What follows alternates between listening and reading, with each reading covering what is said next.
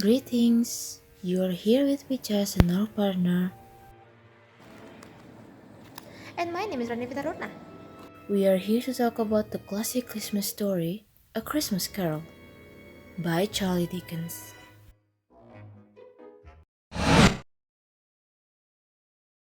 The story begins as Ebenezer Scrooge, or in our case, Ranger, the cold-hearted but a really wealthy man that hates Christmas, being invited to the dinner and wish him a Merry Christmas by his nephew, Fred.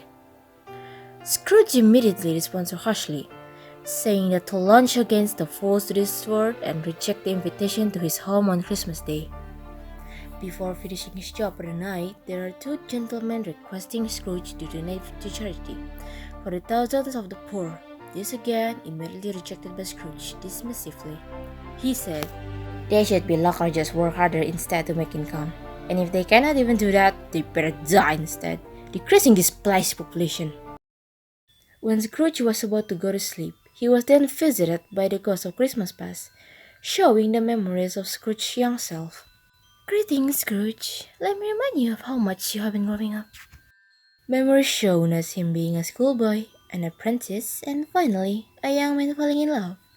But then the spirit replaced one exact memory Scrooge buried, one of his fiancée, ending their engagement. No matter how much you try and hide it, you cannot run from your past. "I'm so deeply sorry, Scrooge. It seems like I'm a workout.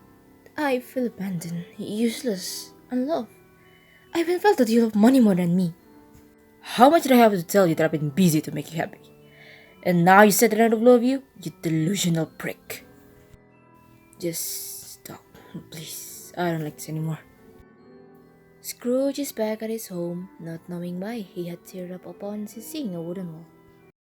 After the ghost of the past leaves, the ghost of Christmas present appears to tell Scrooge that joy can sometimes does not have to do anything with wealth. They both look to the road up to Fred's house, with Scrooge witnessing the warmth and devotion with each other. With Tiny Tim being there, Scrooge is stuck with the boy's plight. Will Tiny Tim live?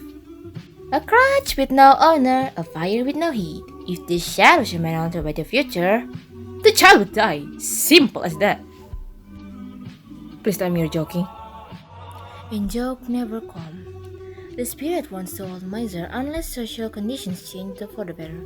The child will indeed die. Before the ghost leaves, it shows Scrooge two children, named Ignorance and Want. With pity, Scrooge asks, "They look so small. Is there no way saving them?" "They should be luck or just work harder instead to make income. I better yet, they better be die instead, decreasing the place population. Right, my dear Scrooge?" And so, Scrooge was alone yet again, contemplating the spirit's words.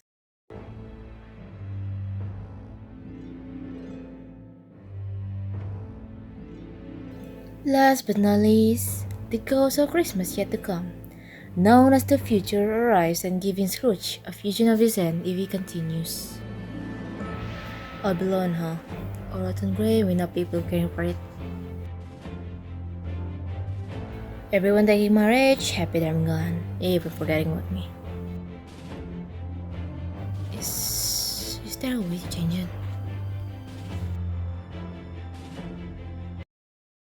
Wait, there is a way. As the vision finally subsided, Scrooge realizes that his personality is not good and decided to change for the better, honoring the Christmas in his heart. Scrooge immediately made his way to visit his nephew, who was welcoming him with open arms, in which Scrooge finally found his happiness and his redemption in being a good person. The end. Alright, let's start with the weakness. Because as the sinetron said, kabar buruk sebelum kabar baik. The problem I have the first time I ever read this story is that the words are very hard to comprehend and to be understood. Even the context itself is wrapped over Old English. If I actually never seen a one MLP episode, I might as well get lost. Even trying to understand using the context of the dialogue. But even in that dialogue, it also uses that old English. I'm gonna still get confused. And so I'm thankful for the modern adaptation for it. The strength? The message, of course. Living past us through it is a much needed reminder that money does not always mean happiness. If the money is not shared responsibly, you are gonna keep being miserable and alone. And that connection means anything. We are as social creatures, one and always dependent on other people. Always love your close ones. We can all agree on one thing, not to be the old Scrooge even when the world wanting us to do so. Kindness is free, it does not need even a single cent of your money. And to be joyful towards everyone. That is all from us. Be kind and farewell.